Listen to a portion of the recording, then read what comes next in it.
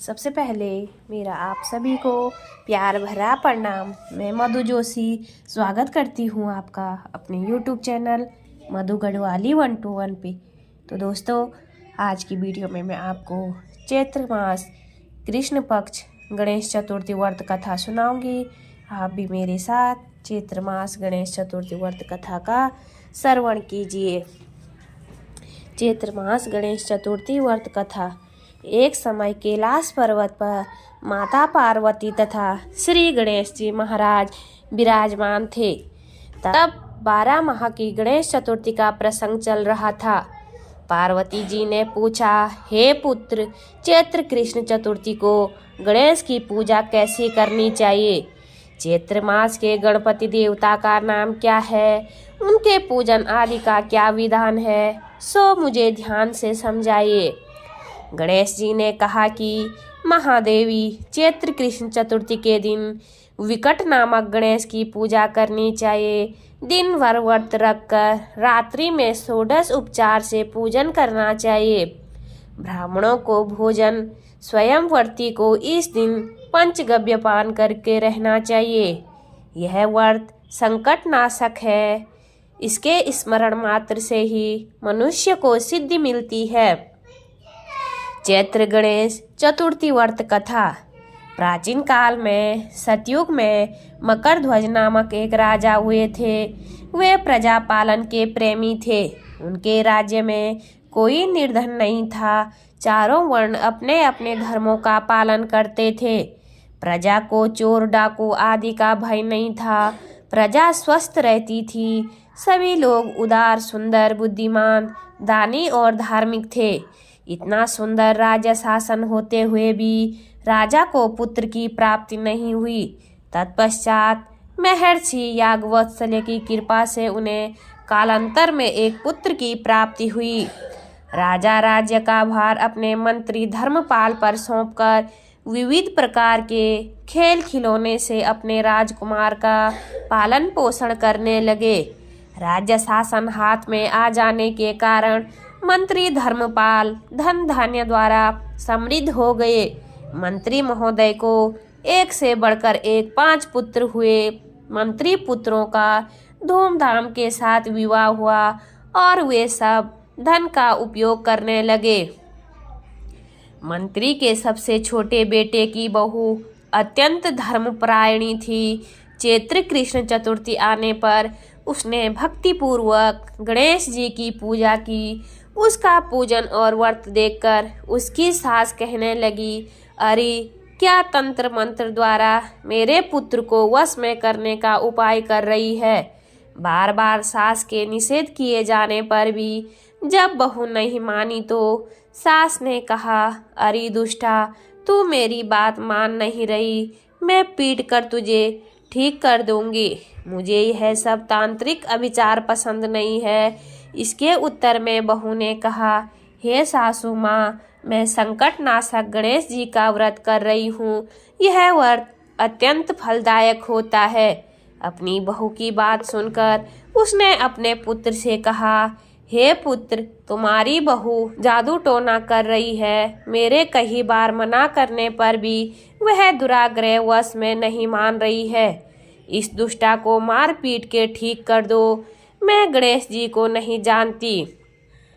ये कौन है और इनका व्रत कैसे होता है? हम लोग तो राजकुल के मनुष्य हैं। फिर हम लोगों को किस विपत्ति को ये नष्ट करेंगे? माता की प्रेरणा से उसने बहू को मारा पीटा। इतनी पीड़ा सहकर भी उसने व्रत किया। पूजन उपरांत वह गणेश जी का स्मरण करती हुई उनके प्रार्थना करने लगी कि हे गणेश जी, हे जगतपति, आप हमारे सास ससुर को किसी प्रकार का कष्ट दीजिए। हे गणेश्वर, जिसके उनके मन में आपके प्रति भक्ति भाव जागृत हो। गणेश जी ने सबके देखते ही देखते राजकुमार का अपहरण करके मंत्री धर्मपाल के महल में छिपा कर रख दिया। बाद में उसके वस्त्र आभूषण आदि उतार कर राजमहल में फेंक दिए और स्वयं अंतर्ध्यान हो गए। इधर राजा ने अपने पुत्र को शीघ्रता से पुकारा, परंतु कोई प्रत्युत्तर न मिला। फिर उन्होंने मंत्री के महल में जाकर पूछा कि मेरा राजकुमार कहाँ चला गया। महल में उसके सभी वस्त्र आभूषण तो हैं, लेकिन राजकुमार कहाँ चला गया? किसने ऐसा निंदनीय कार्य किया है? हाय, मेरा राजकुमार कहाँ गया?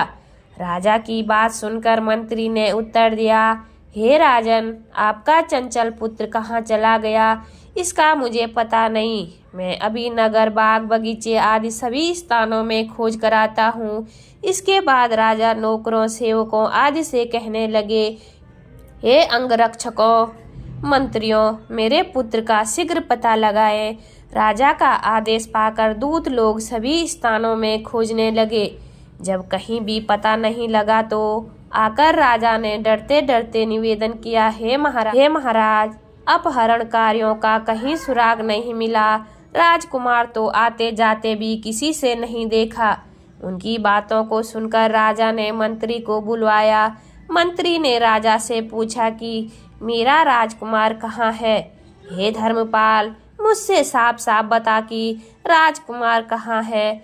उसके वस्त्र आभूषण तो दिखाई पड़ते हैं, केवल वही नहीं है। अरे नीच, मैं तुम्हारा वध कर डालूंगा, तेरे कुल को नष्ट कर दूंगा, इसमें जरा भी संदेह नहीं है। राजा द्वारा डांट पड़ने पर मंत्री चकित हो गया। मंत्री ने सर झुकाकर कहा कि हे भूपाल, मैं पता लगाता हूँ, इस नगर में बालक अपहरणकर्ताओं का कोई गिरोह भी नहीं है और न कोई डाकू आदि रहते हैं। फिर भी हे प्रभु, पता नहीं किसने ऐसा नीच कर्म किया और न जाने वह कहाँ चला गया। धर्मपाल ने आकर महल में अपनी पत्नी और पुत्रों से पूछा, अपनी सभी बहुओं को बुलाकर भी पूछा कि यह कर्म किसने किया है। यदि राजकुमार का पता नहीं लगा तो राजा मुझ अभागे के वश का विनाश कर देंगे। ससुर की बात सुनकर छोटी बहू ने कहा कि हे पिताजी, आप इतने चिंतित क्यों हो रहे हैं? आप पर गणेश जी का कोप हुआ है, इसलिए आप गणेश जी की आराधना कीजिए। राजा से लेकर नगर में समस्त स्त्री पुरुष, बालक, वृद्ध संकटनाशक गणेश चतुर्थी का विधि पूर्वक व्रत करने लगे। गणेश जी की कृपा से राजकुमार मिल जाएंगे। मेरा वचन कभी मिथ्या नहीं होगा। छोटी बहू की बात सुनकर ससुर ने हाथ जोड़कर कहा कि हे बहू, तुम धन्य हो, तुम मेरा और मेरे कुल का उद्धार कर दोगी। भगवान श्री गणेश जी की कृपा कैसे की जाती है? हे सुलक्षणी, तुम बताओ। मैं मंद बुद्धि होने के कारण व्रत के महात्म्य को नहीं जानता हूँ। हे कल्याणी, हम लोगों से जो भी अपराध हुआ हो उसे क्षमा कर दो और राजकुमार का पता लगा दो। तब सब लोगों ने कष्टनाशक गणेश चतुर्थी का व्रत आरंभ किया। राजा सहित समस्त प्रजनों ने गणेश जी को प्रसन्न करने हेतु व्रत किया। इससे गणेश जी प्रसन्न हो गए। सब लोगों को देखते ही देखते उन्होंने राजकुमार को प्रकट कर दिया। राजकुमार को देखकर सभी नगरवासी आश्चर्य में पड़ गए। सब लोग बहुत प्रसन्न हुए। राजा के हर्ष की सीमा ही नहीं रही। राजा कह उठे, गणेश जी धन्य है और साथ ही साथ मंत्री की कल्याणी बहू भी धन्य है, जिसकी कृपा से मेरा पुत्र यमराज के पास जाकर भी लौट आया है। अतः सब लोग इस संतानदायक व्रत को निरंतर विधि पूर्वक करते रहें। श्री गणेश जी बोले, हे माता, इस लोक तथा सभी लोकों में इससे बढ़कर अन्य कोई व्रत नहीं है। इसी कथा को युधिष्ठिर ने श्री कृष्ण से सुना था और इसी चैत्र कृष्ण चौथ का व्रत करके अपने खोए राज्य को फिर से प्राप्त किया था। बोलिए गणेश भगवान की जय। उम्मीद करती हूँ आपको वीडियो पसंद आई होगी। वीडियो पसंद आए तो वीडियो पे लाइक कीजिए, कमेंट कीजिए, अपने दोस्तों के साथ शेयर कीजिए। चैनल पे नए हो तो सब्सक्राइब ज़रूर कीजिए। मैं मधु जोशी मिलती हूँ आपको अगली वीडियो में। तब तक के लिए बाय बाय, धन्यवाद।